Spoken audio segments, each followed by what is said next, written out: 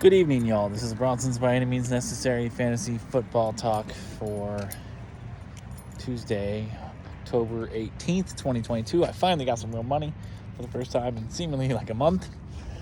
So I'm happy. I'm a happy guy today. Stress-free guy today.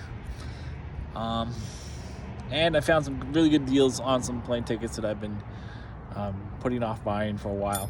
And I'm glad that I'm still able to find some good deals for something that's less than 2 weeks out. So I'm going to buy those here pretty soon. I've had a pretty busy day. Tuesdays are always kind of a busy day for me because I got to put in all my waivers for all my football teams. It's usually payday. I got errands to run.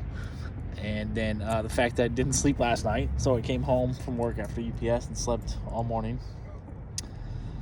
And then gonna do videos. Gotta work. Just watched Halloween Ends. Was not impressed.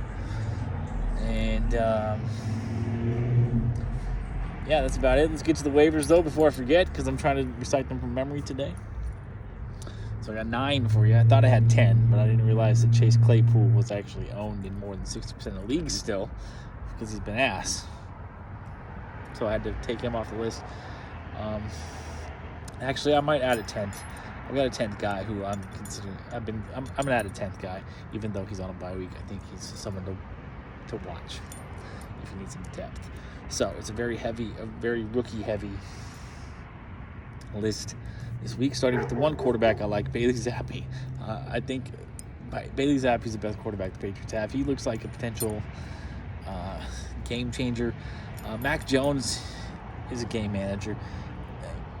Mac Jones is always going to be a game manager. He's never going to be, a Peyton Manning type or an Aaron Rodgers type or Patrick Mahomes. He's never going to take over a game. He's going to be a guy that's going to play smart and not lose games for you.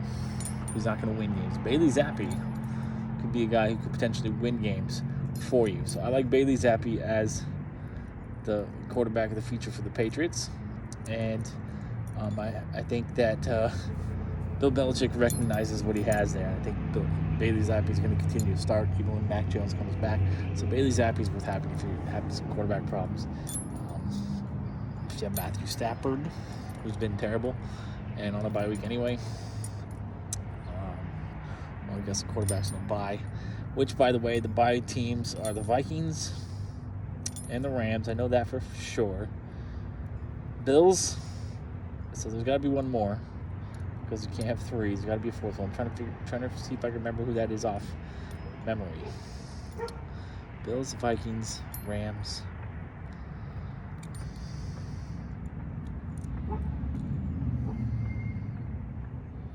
I thought it was the Chargers, but they're not on bye this week. I don't know. I don't remember who the 4th one is. We'll get to that later. But let's get to tight ends. I got 2 tight ends for you. Robert Tonyan, 10 catches last week for 90 yards. I told you guys Robert Tonyan was coming, and it took a little longer than I thought. But looks like it's the Alan Lazard, Robert Tonyan show. Sometimes the Romeo Dubes show. But Romeo Dubes got to get more consistent first. So it's going to be the veterans, Lazard and Tonyan.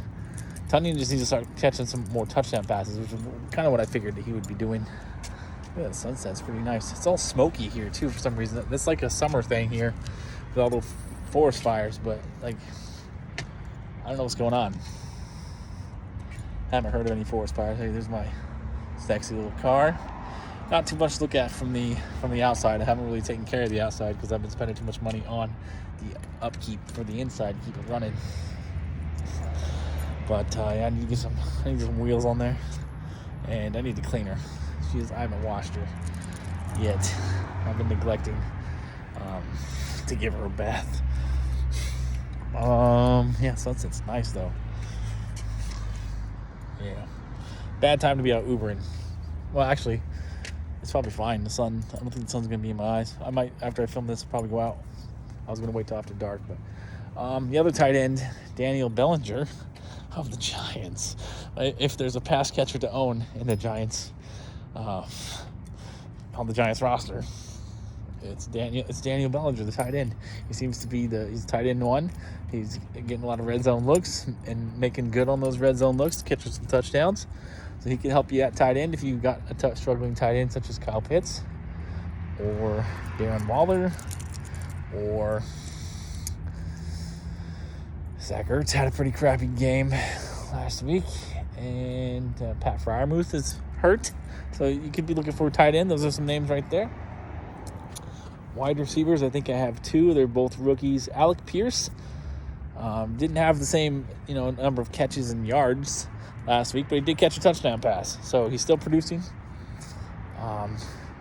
Really having a pretty good rookie year and probably should be owned a lot more than he is.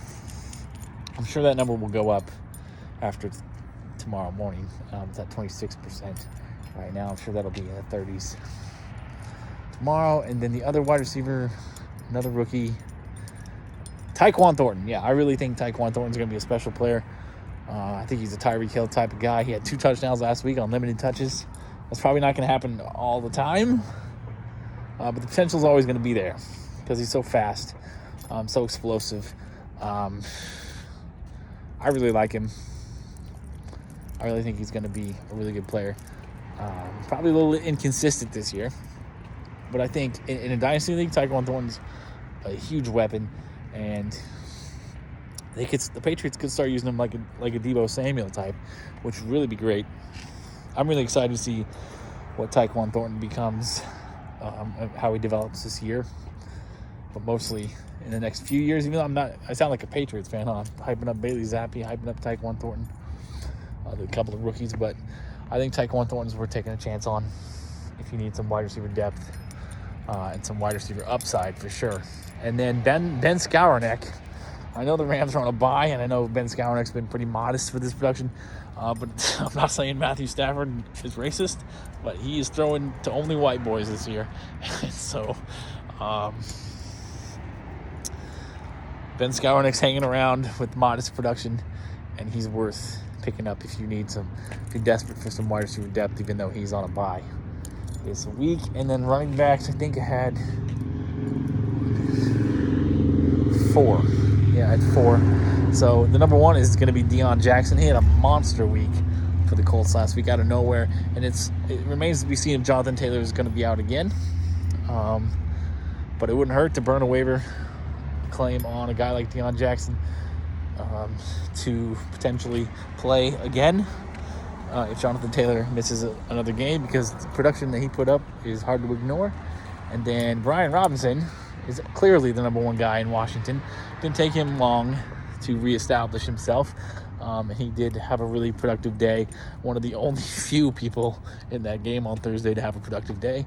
I like Brian Robinson a lot moving forward. Then I had 2 more.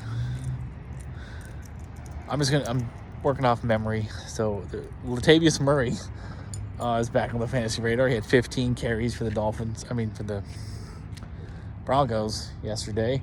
The Broncos just are refusing to trust Melvin Gordon to be a bell cow back, despite the fact that he's done it before and was very productive, and is very productive when he gets to work. I don't get it. Honestly, I don't understand why teams don't trust Melvin Gordon, but teams don't trust Melvin Gordon. So the Broncos are going to continue to split carries 50-50 between Gordon and obviously Latavius Murray. So Latavius Murray could definitely be a useful piece for you in your running back. I guess we'll say running back room on your fantasy team. And then the other one, I can't remember who the hell else I had. Kenyon Drake. Yeah, it's probably the only good game he's going to have all year. Kenyon Drake does this every year. He teases us with one good game, gets everybody all hyped up, and then he shits the bed the rest of the season. And that's probably what he's going to do here again. But given the fact the Ravens love to run the ball, and that's not going to change, Kenyon Drake could, at the very least, get a lot of volume. Whether he does anything with that volume, I have my doubts. But guy who gets 15, 20, 25 carries a game and gets you 65, 75 yards, there's, that's not terrible. There's definitely worse that you could do. Because it doesn't look like J.K. Dobbins is going to be anything worth anything this year. So, and if he is, it's going to be at the end of the year. So J.K. Dobbins is worth holding, but I wouldn't trust him to play him. And right now, so Kenny Drake looks like the guy. If there is a guy in the Baltimore backfield other than Lamar Jackson. All right, that's it. I'm going to head out, get some work done, make some money. I had a really good night last night. I worked like 4 hours, made $100. So, hella good. I didn't make it out for lunch today. I slept till 12:30, and then I shaved, took a shower, ate lunch. So by the time I was all done, it was like 2 o'clock. I was like, well, I just missed lunch because it's pretty dead between 2 and like 3, 2 and like 4:15, 4:30-ish. So I don't typically stay out during those times of day unless, I'm like desperate, like it's the end of the week or something. But it's only Tuesday. Didn't need to be out that time of day. I had a lot of other stuff I wanted to take care of today. So yeah, I'm pretty sure I can make another $100 tonight. Not real super concerned about it. But yeah, peace, love, and nacho fries, my friends. Good luck with your waivers, which I still need to put in all my waivers today. Most of my waivers, I only did a couple. And your basketball season starts today, so hopefully you got your team lineups all set and you got your drafts done. I'm excited for my dynasty teams. One of them's a real contender, I think. One of the other ones is a team that I built from scratch over the last couple of years. I really love it. It's my favorite team. And then the other two, they're works in progress. But I'm fascinated by dynasty basketball. It's hella more fun than redraft. And I know I've said that a few times before, but it's true. It's true. All right, I'm going to end this, make some money. I'll see you guys tomorrow with my defense, special teams, and probably tight ends, quarterbacks video. So good luck. Hit me up with questions. I had a really good week at fantasy football last week, too, finally. My team's got off to a bit of a slower start than usual this year. But it is bye weeks now. For some reason, I've always done really well when the bye weeks start comparatively to other teams. So hopefully I can get on a roll. One of my teams, though, I cannot understand what the hell is going on. I won like week 1. I don't think I haven't won one since, and I don't feel like my team is that bad. Like I'm not making any roster moves really, other than like maybe defense, special teams. Like I'm streaming every week, but I feel like the rest of my team is pretty solid. But obviously I'm wrong. I'm delusional, right? So it's time to start making some moves. Time to start dropping some people because they're not producing. They're not producing enough to win the weeks. So I have to do a deep dive into that tonight at some point. Because team shouldn't be 1-5, which I think it is. 1-5. Yeah, I don't get it. I really don't get it, but all right. I'm just rambling at this point. And I don't want to anymore, so peace out.